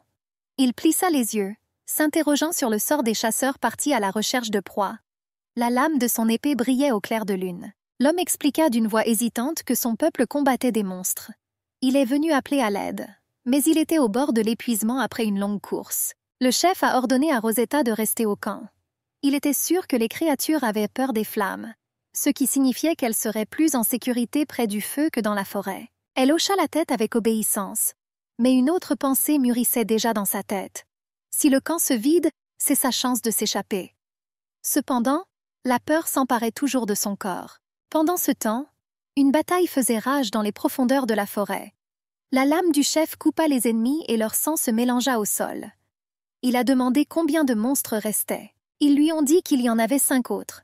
Il ordonna de les chasser dans la partie occidentale de la forêt, et il combattit lui-même comme un guerrier impitoyable, coupant les têtes de ses ennemis. Sous son commandement, 3 combattants encerclèrent les ennemis sur la droite, tandis que les autres attaquèrent par derrière. Les arcs étaient déjà tendus, et les flèches prêtes à toucher les cibles. L'ordre « Feu » fut donné, et des dizaines de flèches transpercèrent l'obscurité. Les monstres s'effondrèrent, leur corps criblé de trous. Ils ressemblaient à des coussinets à épingles transpercés de flèches. L'un des gars a crié joyeusement qu'ils avaient gagné. Mais à ce moment-là, un nouveau monstre surgit par derrière, frappant le combattant imprudent. Le blond vit le danger et cria au chef de faire attention. Au dernier moment, il jeta son épée, et elle tomba directement dans les mains de Rachid. Le chef se retourna à la vitesse de l'éclair et d'un coup précis, frappa le monstre en plein cœur. Il hurla, cracha du sang et tomba mort. Quelqu'un a signalé que certains monstres s'étaient échappés. Le chef pinça les lèvres d'un air grave. Il détestait laisser ses ennemis en vie. 3 créatures coururent dans l'obscurité, grognant et se cachant parmi les arbres. Les guerriers demandèrent s'ils devaient les rattraper, mais le chef ordonna que les morts soient comptés. L'un des combattants a remarqué que les monstres étaient devenus plus forts et agissaient différemment qu'avant. Le chef hocha la tête, admettant que c'était étrange. Il pensait à la fille abandonnée au camp. On ne sait pas dans quelle mesure les flammes étaient efficaces contre ces créatures. Pour la première fois depuis longtemps, il se sentait anxieux. La lame de son épée était encore couverte de sang lorsqu'il ordonna à ses guerriers de retourner au camp. Il ne pouvait pas permettre que Rosetta devienne la victime d'une attaque. Pendant ce temps, la jeune fille courait déjà à travers le fourré dense, l'ourlet de sa robe s'accrochant aux branches. Elle s'enfuit, essoufflée par la peur et la fatigue. Dans son esprit, elle criait désespérément pour être sauvée. Se rappelant comment, petite fille, elle courait dans le palais, contournant astucieusement les gardes et s'enfuyant. De petites mains poussaient avec difficulté sur la lourde porte qui craquait à chaque mouvement. Elle regarda autour d'elle, espérant que personne ne remarquerait sa tentative d'entrer. Lorsque la porte massive a finalement cédé, la fille s'est demandé s'ils pourraient la trouver ici si elle se cachait. Elle pensait que ce serait drôle de voir les nounous commencer à courir partout à sa recherche. En descendant, elle se rappela qu'on lui avait interdit d'une voix sévère de pénétrer dans cette partie du palais. Mais elle n'y voyait rien de mal, car elle allait simplement se cacher. Soudain, un léger bruissement se fit entendre. La fille se figea, son cœur battant fort dans sa poitrine. Par peur, elle se couvrit la tête avec ses mains, puis demanda timidement qui était là. L'un des guerriers du chef est sorti de derrière les arbres. Son visage exprimait la surprise. Il se couvrit la bouche avec sa main, comme s'il était stupéfait par le fait que Lady Regina marchait ici seule. Ses yeux brillaient d'un feu maléfique. Il a supposé que la fille essayait de s'échapper. Il y avait de la méfiance dans son regard, et ses lèvres se tordirent en un sourire méchant. La fille a été la première à décider de passer à l'attaque. Elle lui demanda avec méfiance pourquoi il n'était pas au front si le camp était attaqué. Le gars a calmement déclaré qu'il n'était pas du tout obligé d'être là. Il a continué à lui demander si elle avait essayé de s'échapper. Mais maintenant, ce n'était plus un jeu. La fille s'est rendue compte qu'il ne croyait pas un seul mot de ce qu'elle disait. Elle a affirmé avoir rencontré des monstres et, en les fuyant, s'être perdue dans la forêt. Mais au fond, elle attendait juste son heure, espérant avoir une chance de se sauver. Il fit un pas en avant en souriant. Il a déclaré avec moquerie que si elle avait décidé de tromper, elle aurait pu trouver quelque chose de plus intelligent. Il y avait un scepticisme évident dans ses propos. Il remarqua que le camp était de l'autre côté et, faisant un autre pas, continua d'avancer. La fille tremblait, mais l'instant d'après, elle rassembla ses forces. Saisissant les bords de sa robe, elle leva la tête et déclara qu'il semblait avoir oublié qui elle était. Sa voix semblait ferme. Elle l'a averti que toucher la femme du chef serait une erreur dangereuse. Elle leva son poing fermé et le regarda avec défi. Le gars était étonné de l'audace de la fille. Elle s'est soudainement souvenue de son statut et a décidé de l'utiliser dans l'argumentation, même si elle n'y avait pas prêté attention auparavant. Il renifla avec dérision, insistant sur le fait qu'elle attendait simplement le bon moment pour s'échapper pendant que tout le monde était occupé à se battre. La fille regarda autour d'elle avec une grande intensité. Consciente qu'elle ne pourrait pas l'aider, elle a décidé de prendre les choses en main. Elle a dit qu'il n'avait pas le droit de décider de son sort, seul Riga lui-même pouvait le faire. L'homme a dit, les dents serrées, qu'il n'avait jamais reconnu Rachid comme un leader. Celui qui devait venger la tribu prit pour femme la fille de leur ennemi. Il s'est moqué d'elle en disant qu'il ne se souciait pas d'elle. Même si elle mourait maintenant, il n'éprouverait pas une once de regret. La fille frissonna. Elle tremblait, sentant que cet homme était plein de haine. Elle lui a demandé ce qui s'était passé pour qu'il soit si cruel envers elle et plein de colère. Le gars lui a rappelé avec un sourire qu'elle avait vu les yeux de Rachid. Il lui a demandé si elle connaissait leur véritable signification et l'a invitée à entendre la vérité. Il a expliqué que c'était une preuve de son origine. Il a attrapé la fille par l'épaule. Elle a crié désespérément et a essayé de se libérer. Mais l'emprise du gars devint plus forte. Il serrait maintenant son poignet. Il a ordonné de l'écouter attentivement et de ne pas tenter de s'échapper. Il a dit que son père avait un jour kidnappé Regina. Elle revint seule et donna naissance à un enfant aux yeux bleus. La jeune fille était choquée, pensant que le leader basque pourrait être le père de Rachid. Mais le gars a prétendu que c'était inconnu. Après tout, si Rachid était son fils, il n'aurait pas épousé sa sœur.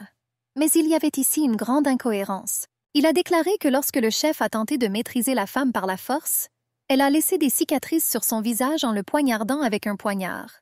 Il ne put accepter cette honte et jeta la femme aux esclaves. Elle a fini par donner naissance à un enfant de l'un d'eux. Riga, leur chef de l'époque, est allé la sauver, mais il est mort. Il est mort comme un chien fidèle et la tribu a perdu son chef. La tribu tomba dans le chaos et fut ensuite détruite par les Basques. Leur peuple est au bord de l'extinction depuis longtemps. Mais celui qui n'aurait pas dû naître devint leur chef. Il est devenu Riga, le protecteur de ceux qui détestaient ses origines. Sa mère est morte et lui a donné le nom de Rachid afin qu'il devienne un leader. Ainsi, le bâtard, fils d'esclave, prit la place de l'héritier légitime. C'était toute la vérité. À cause de cela, ils furent obligés de le reconnaître. Mais pouvaient-ils lui faire confiance pour leur vengeance? Le gars a attrapé la fille par les cheveux, se moquant d'elle. Il a affirmé que Rachid n'était pas meilleur que son père, mais tout aussi faible. Il était sûr que la jeune fille récoltait les péchés de son père.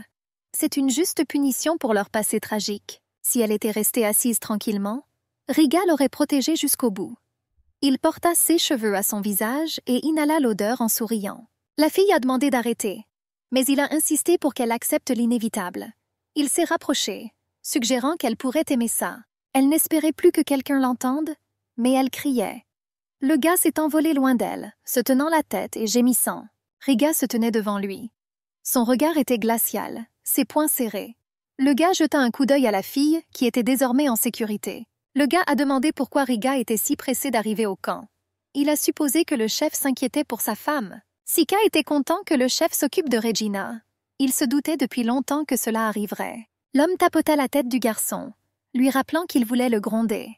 Il a répondu que Regina était en sécurité parce qu'il y avait au moins une personne qui se souciait d'elle. Sika marchait à côté de Rachid, racontant comment lui aussi s'était retrouvé dans la tribu. Sans Riga, il n'aurait pas survécu. Il était une fois une guerre entre les Quat et la tribu Khatan. Le seul survivant a été amené à Riga. À cette époque, les hommes croyaient qu'il fallait s'en prendre à lui, car il était issu du sang de leurs ennemis.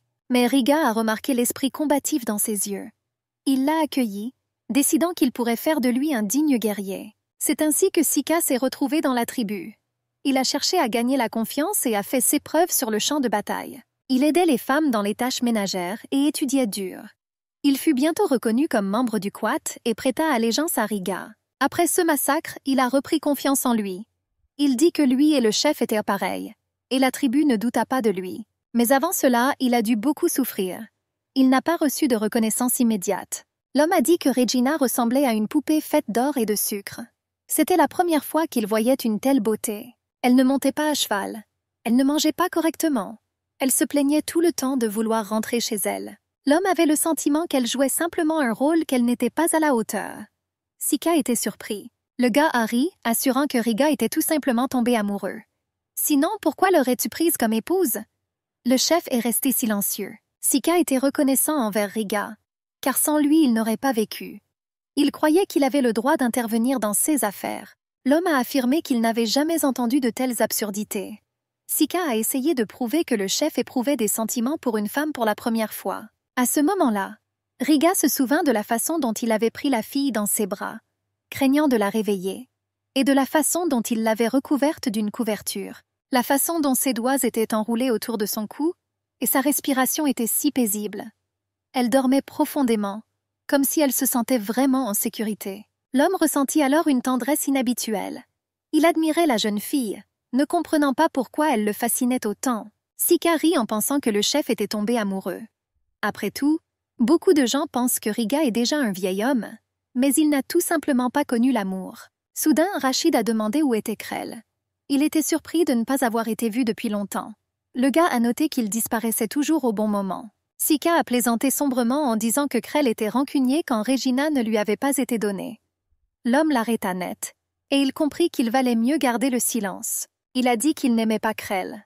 Il est toujours insatisfait, comme s'il devait être lui-même le chef. Rachid a expliqué que s'il n'avait pas été là, Krell serait effectivement devenu le chef de la tribu. Mais il ne comprend pas grand-chose. Mais quelque chose d'autre était désormais plus important. Pourquoi les monstres apparaissaient-ils si près du royaume? Un homme essoufflé à force de courir si vite courait vers eux. Il a crié quelque chose, mais ses mots étaient confus. Il ne pouvait pas dire immédiatement ce qui s'était passé. Finalement, il cria un mot. « Perdu !» Le chef a tout compris. Le garçon tomba alors au sol, épuisé, répétant que Regina avait disparu. Krell se tenait devant Rachid, à genoux. Le chef lui a demandé ce qu'il avait fait. Et Sika courut vers la fille, lui demandant avec attention si elle allait bien. La fille avait l'air effrayée et ne pouvait pas prononcer un mot. Son visage était pâle et ses mains tremblaient. Le gars lui prit la main, se demandant ce qui avait pu l'effrayer autant. Il a commencé à la calmer, lui assurant qu'elle était en sécurité. La jeune fille trouvait étrange que sa situation n'ait pas changé, même si elle était revenue. Maintenant que la peur s'était un peu apaisée, elle ne pouvait retenir ses larmes. Des larmes coulaient sur son visage et elle se mit à sangloter pitoyablement. Sika savait que Krell serait jugé par le leader lui-même. Rachid le regarda froidement, lui demandant ce qu'il faisait ici alors que tout le monde se battait. Krell découvrit les dents en voyant que la fille tremblait, assise par terre. Il a prétendu qu'il avait seulement empêché sa fuite, mais ses paroles n'ont pas inspiré confiance. Rachid a demandé à sa femme si elle avait vraiment essayé de s'échapper. Krell sourit de contentement et hocha la tête, mais le chef n'était pas aussi confiant. Le garçon a insisté sur le fait qu'il l'avait vue s'éloigner du camp. Il a insisté sur le fait que la jeune fille ne fuyait pas des monstres, mais son mari, le traitant de monstre. Le leader est resté froid. Il ne comprenait pas pourquoi Krell était là et ne se battait pas. Cela le troublait encore plus que les paroles de son subordonné. Le garçon jura à voix basse, réalisant qu'il pouvait être exécuté. Mais il ne l'a pas montré.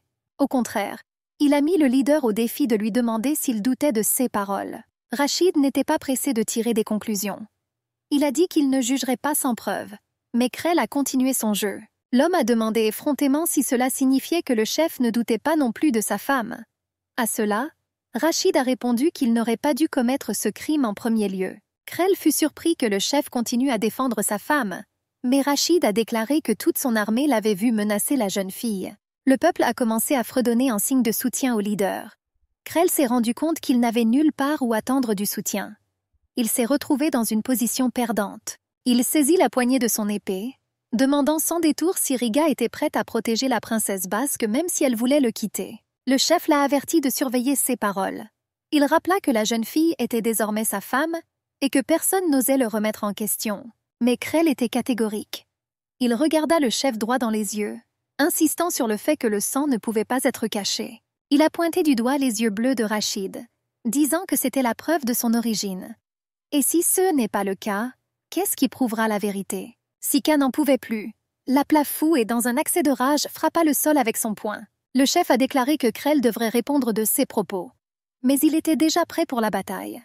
Sa main saisit la poignée de l'épée. Rachid a sorti sa lame. Leurs épées scintillaient au clair de lune, brillantes comme de l'acier. Rosetta regarda l'arme avec horreur, ne comprenant pas pourquoi ils se battaient. Sika a expliqué que Krell avait humilié Riga et que cela ne pouvait pas rester sans réponse. Il a déclaré que s'il n'était pas puni maintenant, cela porterait atteinte à l'autorité du leader. Le chef peut perdre la confiance de la tribu, mais le gaz était inquiet. Il savait que Rachid avait récemment reçu une blessure lors d'une bataille avec des monstres, et cela pouvait affecter sa force. La fille a essayé d'arrêter le combat, mais Sika a dit que c'était inutile maintenant. Krell vit la blessure et était impatient d'en profiter. Il savait que le chef ne pourrait pas s'échapper, et il en a profité. Pendant ce temps, les épées s'étaient déjà rencontrées dans la bataille. Rachid attaqua avec assurance, mais Krell se défendit seulement en serrant les dents. Leurs lames résonnaient, reflétant le clair de lune. Rosetta grimaçait à chaque coup, pressant sa paume contre sa poitrine. Elle avait peur de l'issue de ce combat. La jeune fille se souvenait de la façon dont elle avait l'habitude de regarder des tournois chevaleresques. Là aussi, les épées résonnaient, mais elle n'était pas si effrayée à ce moment-là. Elle se souvenait d'avoir été debout sur le balcon du château pendant qu'un duel se déroulait en contrebas. Le tournoi était particulièrement acharné cette fois-là. Le jeune homme aux cheveux d'or lui a demandé à qui elle offrirait la fleur aujourd'hui. Il attendait sa décision. Devant elle se tenaient deux jeunes hommes, son frère et Isel. Tous deux étaient forts au combat, et maintenant chacun espérait qu'elle le choisirait. Le gars aux cheveux blancs comme neige a pressé la fille avec son choix. Elle se souvint que la dernière fois les fleurs étaient allées à Isel, et maintenant elle décida de les donner à son frère Armand. Isel ne pouvait cacher sa déception et son ami essayait de le consoler. Il insista pour qu'ils fassent à nouveau match nul, et la princesse les regarda avec affection. Isel a insisté sur le fait que la princesse l'aimait plus que tout. Elle a juste ri, mais les garçons ont exigé une réponse en l'entourant. Elle tressaillit sous une telle pression. La princesse aînée s'approcha d'eux, posant sa main sur l'épaule de sa sœur. Elle a demandé aux jeunes hommes de ne pas taquiner la fille, mais ils ont insisté sur le fait qu'ils exprimaient ainsi leur sympathie. La princesse aînée leur a rappelé la réception à venir et leur a dit de se dépêcher. Armand a accepté de partir, mais Isel voulait parler encore un peu à Rosetta. Le frère partit avec sa sœur, demandant aux autres de ne pas s'attarder. Isel a promis à Rosetta qu'il serait bientôt là aussi. La fille s'occupait de lui. Lorsqu'ils étaient seuls, Isel lui a demandé si elle offrirait des fleurs à d'autres hommes quand elle serait grande. Il s'inclina devant elle avec un regard sérieux. Rosetta se demandait pourquoi c'était si important. Le jeune homme a avoué qu'il ne voudrait pas que quiconque, même Armand, reçoive des fleurs de sa part. Il sourit en disant qu'il serait heureux si elle ne soutenait que lui. Son regard était rempli d'espoir. Soudain, Sika cria « Riga !» La fille frissonna, revenant à la réalité. L'homme a affirmé que les mouvements de Rachid avaient changé. Il a expliqué que pendant la bataille avec les monstres, du poison s'est infiltré dans sa blessure. La jeune fille avait peur, pensant que son mari pourrait mourir. Sika a assuré que ce poison n'est pas mortel, mais affaibli. Il craignait que Krell n'en profite pour gagner du temps, épuisant ainsi le leader. On remarquait que Riga commençait à perdre son avantage. Après la bataille avec les monstres, il était déjà épuisé, et la blessure rendait difficile la tenue de l'épée. Krell a vu cela et a profité du moment. En faisant un mouvement brusque, il blessa Rachid au côté. Du sang imbibait sa chemise. Rosetta demanda avec horreur quand le combat se terminerait. Sika a expliqué que le gagnant décide lui-même du sort du perdant. Il confirma ses craintes, La bataille durerait jusqu'à ce que l'un d'eux meure. Mais il n'était pas inquiet, car Riga avait plus d'expérience. La princesse a dit qu'elle ne s'inquiétait pas pour son mari, mais qu'elle avait peur que Krell devienne le chef. Elle croisa les mains en murmurant une prière. Elle savait que si Krell gagnait, elle ne reviendrait jamais chez elle et pourrait connaître un sort terrible ici. Sika a remarqué que le poison avait paralysé le bras de Riga. Il pouvait à peine tenir l'épée, et Krell pointait déjà la lame sur sa gorge. L'ennemi sourit, assurant que Riga était condamné. Il promit de ne pas le tourmenter longtemps et se rapprocha pour lui porter le coup fatal. Il a déclaré que le destin était de son côté depuis le début. S'approchant lentement, il savoura le moment de sa victoire. Rosetta se détourna, ne voulant pas voir le massacre sanglant. Elle se prépara au pire, joignant les mains en signe de désespoir. Mais à ce moment-là, Krell posa maladroitement son pied et tomba. Il se tordait maintenant sur le sol, tenant sa jambe disloquée. Riga, debout au-dessus de lui avec une épée, lui rappela qu'il n'était pas convenable pour lui de parler de méchanceté. Après tout, c'est lui-même qui a choisi ce combat injuste. La pointe de l'épée effleura le cou de Krell. Lui, réalisant qu'il avait perdu, commença immédiatement à implorer la clémence, assurant qu'il ne ferait plus d'erreur. Un autre jour, la princesse était assise à la table à thé. L'homme en face de lui expliqua l'importance des traditions et des coutumes de la société. Il a soutenu que les personnes qui ont grandi avec certaines coutumes ne se rendent pas compte de leur cruauté et peuvent les considérer comme normales. Ces personnes ne sont pas mauvaises parce qu'elles ne pensent pas qu'elles font du mal. Ils ne font que suivre la tradition. Il a ajouté que cela ne signifie pas qu'ils n'ont pas honte. On leur a simplement appris à vivre de cette façon, et ils sont incapables de voir une autre voie. L'homme leva le doigt, soulignant que la coutume peut être encore plus terrible que les lois cruelles, car elle est difficile à enfreindre. Au clair de lune, Krell a demandé pardon. Riga promit de l'épargner, mais la punition serait sévère et il devrait admettre ses erreurs. Le chef a déclaré qu'il recevrait de l'aide et que ses blessures seraient soignées. Mais il ne doit pas s'attendre à pouvoir à nouveau marcher normalement.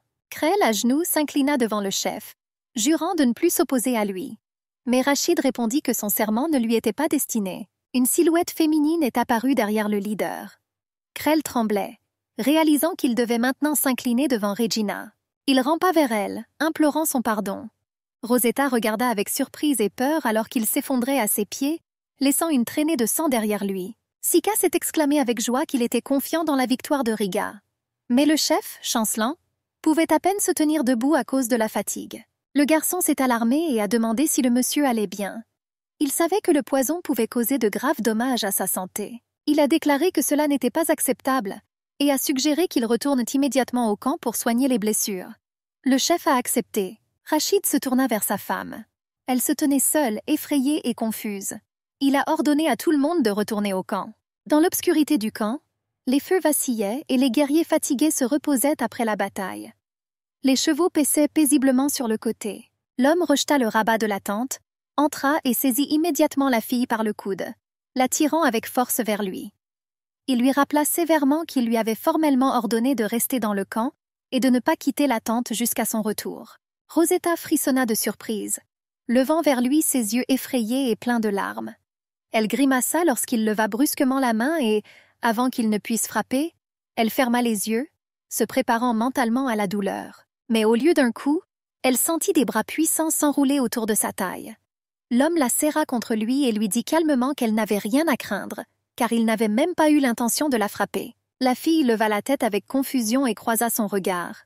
Une étrange sensation lui transperça la poitrine. Elle ressentait tellement de douleur et de chagrin que les larmes ont commencé à couler de ses yeux. Rachid fronça les sourcils et demanda pourquoi elle pleurait. Mais en réponse, j'entendis une voix tremblante. « Vous savez parfaitement pourquoi. Après tout, tout cela est arrivé à cause de toi. » Les mots lui venaient difficilement, mais la colère faisait rage dans sa poitrine. Elle a commencé à frapper furieusement l'homme à la poitrine avec ses poings, déversant sur lui sa colère, son ressentiment et son impuissance. Les coups étaient faibles, ressemblant davantage à des tentatives pathétiques d'exprimer une protestation. L'homme ne l'a pas interrompue et lui a ensuite demandé ce qu'elle allait faire maintenant qu'elle avait exprimé sa colère. Il lui a assuré qu'il tiendrait sa promesse et la ramènerait bientôt chez elle. Mais Rosetta n'y croyait pas. Elle le regarda avec méfiance et posa la question principale. Pourquoi devrait-elle le croire? La fille a continué à le frapper avec ses poings. Mais bientôt Rachid en eut assez et lui attrapa fermement le poignet, l'arrêtant. Il a dit qu'il comprenait tout, mais lui a demandé d'arrêter d'être hystérique. À ce moment-là, Sika s'est envolée dans la tente, tenant devant lui un plateau avec des bandages et des médicaments. Il était essoufflé et rapporta gaiement qu'il avait apporté tout le nécessaire pour soigner les blessures. Mais voyant la scène devant lui, le gars s'est soudainement tu, l'interprétant mal. Il se figea, les yeux écarquillés, puis posa rapidement le plateau et dit avec un sourire forcé que les adultes s'en occuperaient eux-mêmes. Dès que Sika disparut, Rachid lâcha lentement la main de la fille. Elle sanglotait toujours, essuyait ses larmes à la hâte et se détournait comme si elle avait peur de le regarder à nouveau en face. L'homme a dit qu'il expliquerait tout. Il l'a pris comme épouse uniquement pour perturber le mariage de sa tribu avec Croix. Une fois le mariage rompu, il a décidé qu'il pourrait la récupérer. La jeune fille a continué à essuyer ses larmes et a dit d'une voix brisée qu'il aurait pu simplement faire pression sur son père. Après tout, si son but était seulement de perturber le mariage, alors pourquoi la kidnapper? L'homme soupira lourdement et expliqua que s'il avait suivi cette voie, des forces extérieures seraient intervenues. La confrontation deviendrait alors encore plus dangereuse. Rosetta fronça les sourcils et demanda s'il parlait du royaume de Fox. Rachid hocha la tête. Il a expliqué que Lisa utilise les Basques pour ses propres intérêts, les faisant avancer, tandis qu'eux-mêmes restent dans l'ombre. Il a ensuite ajouté qu'il y a près de 20 ans, un certain traité a été conclu entre le royaume du renard et sa tribu. Tout le monde ne le savait pas, mais il insistait sur le fait que tout avait été décidé différemment à l'époque. Les représentants de la tribu Quahat se rendirent alors auprès du roi avec une demande, espérant son soutien. Le jeune diplomate s'agenouilla devant le souverain et lui expliqua la situation. Cependant, le roi n'intervint pas à ce moment-là. Il a répondu qu'il n'avait pas l'intention d'intervenir dans les affaires concernant les mariages. Cette histoire rappela à la jeune fille ce que sa mère lui avait dit. Le roi rit alors et dit que le royaume du renard respectait les traditions étrangères, même si elles lui semblaient étranges. La fille s'est rendue compte que cela s'était passé devant son grand-père. Elle ne se souvenait pas très bien de lui, car elle était une petite fille à l'époque. La seule chose qui reste dans ma mémoire est qu'il était une personne sévère et redoutable. Mais maintenant elle réalisa que ce n'était qu'une excuse. Le royaume utilisait sa tribu pour ses propres intérêts, tandis qu'eux-mêmes ne faisaient qu'observer depuis la ligne de touche. La jeune fille demanda ce que faisait alors le royaume, puisque tout était comme ça. Mais l'homme n'a pas voulu approfondir ce sujet, expliquant que cela n'avait rien à voir avec elle. Elle a insisté, assurant qu'elle était exactement dans la même situation. À ce moment-là, Rachid s'est tendu et la fille a réalisé que si elle continuait à poser des questions, il pourrait soupçonner quelque chose. L'homme a expliqué qu'il l'avait prise comme épouse non pas pour le mariage, mais pour la protéger. Si elle avait été considérée comme une simple captive, ils auraient pu la traiter beaucoup plus cruellement. Il a dit que leur tribu rend toujours la pareille. Il espérait que la tribu Crua trouverait une autre fille à épouser dans un mois, puis il la rendrait à son père. La fille y a réfléchi. Si elle revient au royaume dans un mois, elle devra faire comme si de rien n'était. C'est la seule façon pour elle de vivre en paix. Rachid a enlevé sa chemise. La fille ne comprenait pas pourquoi il faisait ça, mais la panique s'est alors installée dans sa tête. Elle se leva brusquement et demanda une explication. Elle saisit frénétiquement l'ourlet de sa robe, lui criant de ne pas monter. Sa voix tremblait et son cœur battait à tout rompre.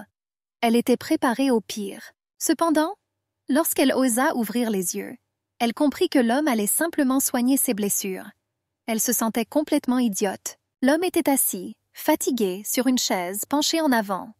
Il y avait un bandage dans sa main. Il respirait lourdement. Il était évident que ses forces le quittaient après une longue journée.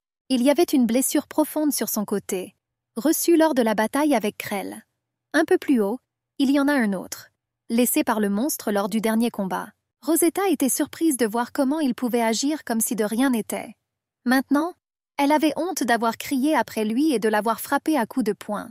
Il commença à se bander, mais la fille l'arrêta, presque en criant. L'homme se figea, se demandant pourquoi elle était si inquiète. La jeune fille a insisté sur le fait que les blessures devaient être traitées correctement. Sinon, elle risquait de s'envenimer. Elle ne l'a pas laissé l'ignorer, insistant sur le fait qu'elle le ferait elle-même. La jeune fille a continué à insister sur le fait qu'elle devait l'aider à faire le bandage, car il avait beaucoup souffert à cause d'elle.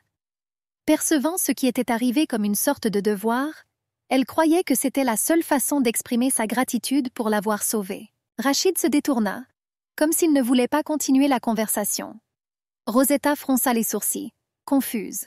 essayant de comprendre exactement ce qu'elle avait dit de mal. Il lui assura d'un air maussade qu'il n'avait pas besoin de gratitude. Selon lui, il ne faisait que défendre son honneur puisque Krell avait osé l'insulter. La fille le regarda attentivement, puis soupira et secoua la tête. Elle comprenait parfaitement ses arguments, mais restait en même temps convaincue qu'elle était toujours responsable de ce qui s'était passé. Elle a donc réitéré sa demande, voulant aider. Elle n'aurait jamais pensé que les connaissances acquises durant son enfance lors des examens effectués par les médecins royaux pourraient lui être utiles. Cependant, Frère Allen lui avait autrefois montré les bases du pansement des blessures, et maintenant, se souvenant de ses leçons, elle essayait de tout faire correctement.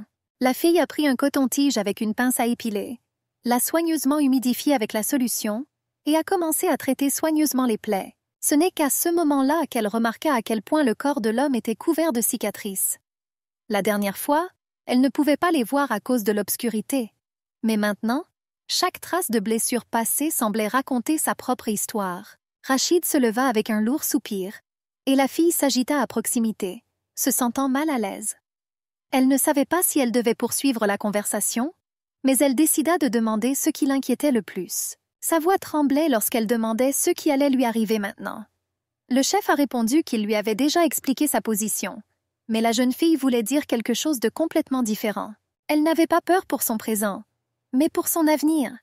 Après tout, maintenant que tout le monde savait qu'elle était en captivité, sa réputation pourrait être détruite.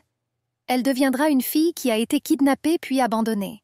Rosetta appliqua soigneusement les bandages sur son corps, lui demandant de ne pas bouger pour que le bandage ne glisse pas. Rachid joignit les doigts, ébouriffa ses cheveux et fronça les sourcils. Il ne comprenait pas de quoi elle parlait. Mais quand il entendit la question sur sa vie future, il dut réfléchir. Elle a expliqué qu'après son retour, il commencerait à discuter d'elle. Toute la noblesse royale murmurera dans son dos, suggérant les choses les plus ridicules. L'homme lui a assuré qu'il dirait à tout le monde que rien ne s'était passé entre eux qui pourrait ruiner sa réputation. La jeune fille lui demanda à nouveau s'il dirait vraiment qu'elle restait innocente. Il a répondu calmement par l'affirmative. Cependant, elle doutait que tout soit aussi simple. Selon elle, personne ne croira ses paroles. Mais Rachid a déclaré avec assurance que les gens préféreraient croire l'agresseur plutôt que la victime. Cet argument lui semblait étrange. Elle a toujours pensé que tout devait être l'inverse. Pendant ce temps, ses mains continuaient automatiquement à panser ses blessures. L'homme se rappela soudain que sa mère avait également essayé de prouver son innocence. Elle a juré qu'elle était enceinte de lui avant même l'enlèvement, mais personne ne la croyait. Les gens étaient plus susceptibles d'accepter la version de son père, qui était convaincu que la femme avait conçu un enfant d'un esclave et non d'un noble guerrier. Il a expliqué qu'à l'époque, personne n'allait écouter une femme impuissante. Il y eut une pause remplie de silence. Rosetta ne savait pas quoi dire. Il lui était difficile de comprendre pourquoi sa mère n'avait pas d'autre choix que de mourir. Elle se souvient des paroles de Krell, qui avait qualifié la mère de Riga de malhonnête. Mais en fait, avec sa mort, elle a prouvé que son fils était l'héritier du vrai sang de Quahat. C'était un destin incroyablement cruel. Pourquoi la reconnaissance était-elle plus importante pour elle que le simple fait d'être avec son fils? Rachid a continué à dire que son père a donné sa vie pour sauver sa bien-aimée, mais qu'à la fin, il n'a pu protéger personne. La fille finit de penser, réfléchissant silencieusement à ses paroles. À chaque minute qui passait, elle ressentait un désir plus fort de se venger de la tribu basque. Elle se demandait « Pourquoi ne se venge-t-il pas d'elle ?» Riga a répondu qu'il ne la considérait pas comme coupable. Cependant, la plupart de son peuple pensait différemment. À leurs yeux, elle était le symbole de l'ennemi, et il était donc naturel qu'ils veuillent déverser toute leur colère sur elle. Mais il a préféré prendre un autre chemin. Il s'est vengé de celui qui était vraiment coupable, et il jura que la gorge de son père serait entre ses mains.